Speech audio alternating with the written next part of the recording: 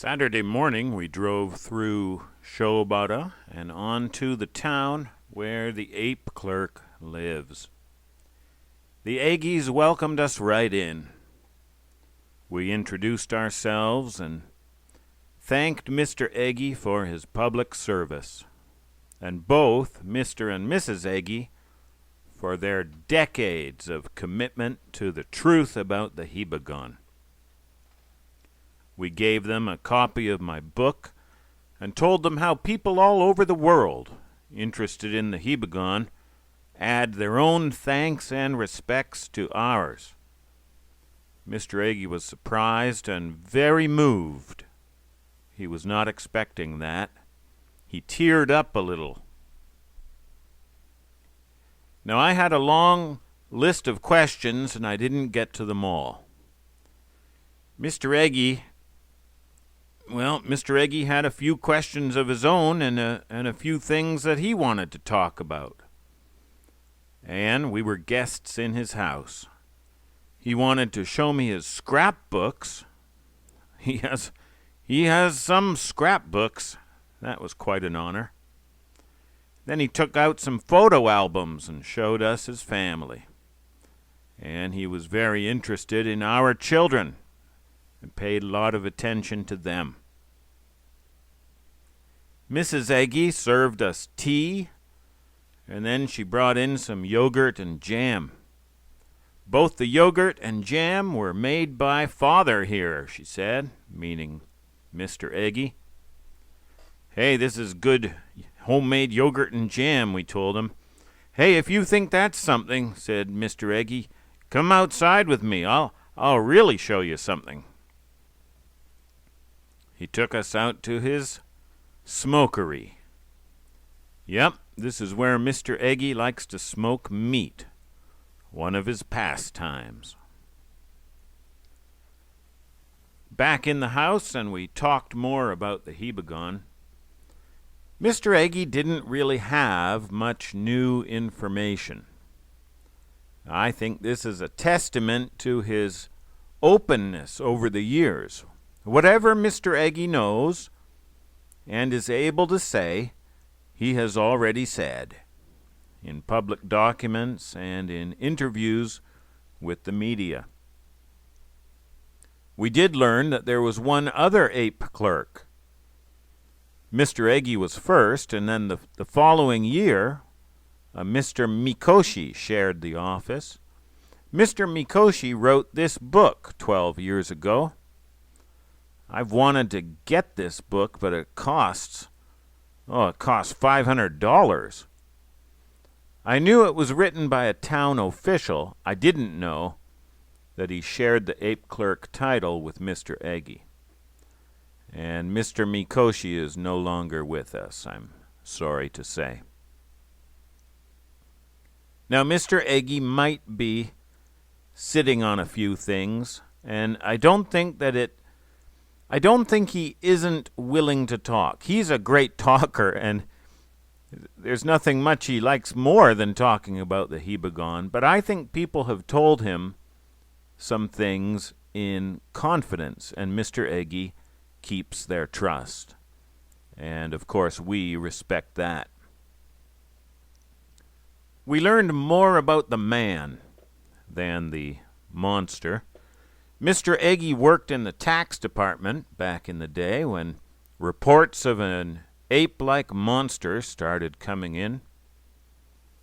Mr. Egi believed them. He said everybody at town hall believed them. Why the heck would anyone be phoning up town hall and making up stories, after all? Why would anyone lie about this? When the mayor assigned him to head up the newly created ape department, Mr. Egi took the job very seriously.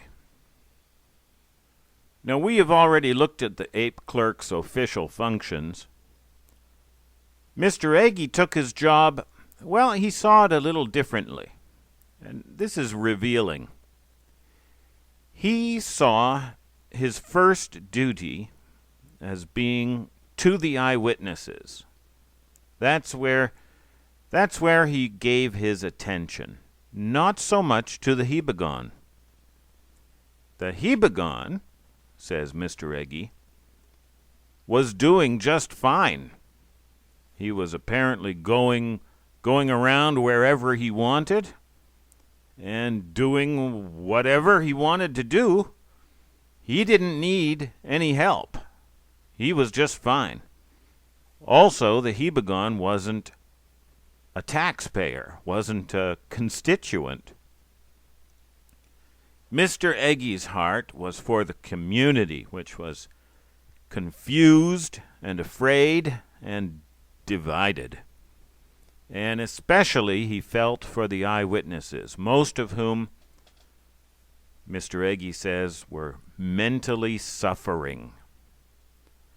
And it wasn't the Hibagon making them mentally suffering so much as their own neighbors and often their own families. For shame. Mr. Egi says the witnesses suffered under ridicule, ostracism, broken relationships, and the false allegations that they were all liars. And still, despite all of that, still eyewitnesses kept coming forward.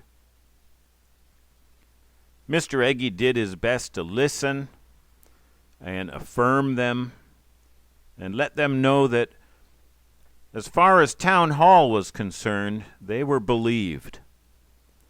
And he kept checking up on them after. I think it's in large part Mr. Egi's compassion that kept the lines of communication open. That's a big part of this story and a lesson for officials everywhere. 50 years on, Mr. Egi is still a passionate defender of the witnesses. Now, his heart also goes out to the Hibagon. He worries about it. Is the Hibagon doing okay? That's the biggest question for him now. He says, I've had a happy life. I have my wife and children and grandchildren. Wherever the Hibagon is now, Mr. Egi hopes that he is also surrounded by his own loving Hibagon family. Mrs. Egi's biggest question for the Hibagon would be, where the heck did you come from? To the question, what is the Hibagon, Mr. Egi says he doesn't know. The Hibagon is the Hibagon, that's all. Mr. Egi spent some time on the telephone with the newspaper trying to get them to send a reporter around. That didn't work out, but he's still trying to set something up for us.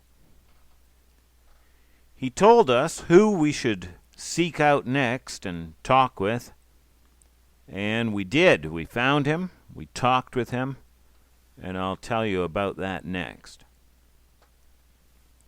The Eggies sent us on our way with this cut of smoked pork. We've been enjoying that all week. And Mr. Egi gave us this beautiful plant. He cultivates these. Another hobby. I asked him, what is this plant exactly? What's the name? And he said, he doesn't know. It's just a plant that he loves. They told us to drop in any time, whenever we're back in Shobara, so we will do that. No big scoop here, but we made 2 wonderful new friends. Mr. Egi very gladly, very happily, agreed to be our advisor on going. And he promised to call us if he hears of any new Hibagon developments. Thank you, Mr. and Mrs. Egi. We love you, and we'll see you again in the spring.